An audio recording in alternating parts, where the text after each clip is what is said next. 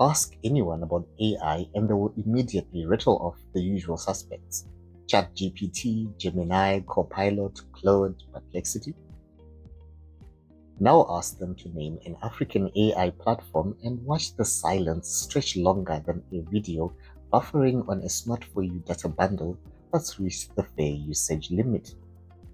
It's not that they're not there, but they're mostly known in niche markets, in dev communities, and test groups with the tech broskies. I've personally come across a few, like Africa AI, which currently seems to be in power saving mode, and Rambo AI, on a mission to make AI accessible in every African language, which has earned a spot in the Google for Startups cohort. As a digital storyteller, I often think of myself as a digital archivist, and we've said this countless times. If you don't tell your own story, someone else will tell it for you, badly. The same logic applies to AI. Right now, by default, we are feeding global AI systems with our data while remaining largely invisible in how the data is interpreted. These large language models are learning from us, yes, but as outsiders looking in. And like any outsider, they inherit bias, assumptions, and sometimes outright stereotypes. I notice this particularly in image generation. Ask for a generic scene, and you'll likely get something Eurocentric.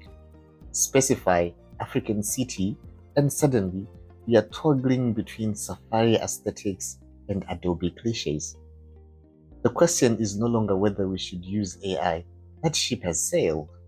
The real question is, what frameworks, policies, and ownership structures are we putting in place as Africa?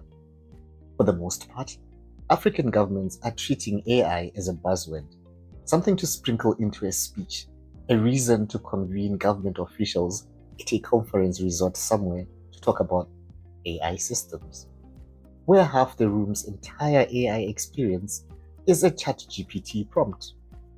Meanwhile, the young generation is already building, automating systems, launching startups, and scaling solutions with AI at the center, while the government policy is yet to finish tying its shoelaces. On the 13th of March, Zimbabwe's president officially launched the Zimbabwe National Artificial Intelligence Strategy, themed Harnessing AI for Inclusive National Development. The country has set its sights on becoming the hub for AI-driven development in Southern Africa. The strategy is organized around 5 flagship pillars and includes introducing AI in schools from primary level through to university, alongside workforce upskilling initiatives. On paper, it reads well. In practice, it reads more like a wish list than a roadmap. The document says all the right things, but sidesteps hard questions. How much will this cost? And where exactly will the funding come from? Will a new tax be introduced to finance the strategy? What happens when the budget does not match the ambition? Who owns the datasets? And most importantly, what about the electricity challenges? Still, it's a start. Having a strategy is better than none. What's your go-to AI?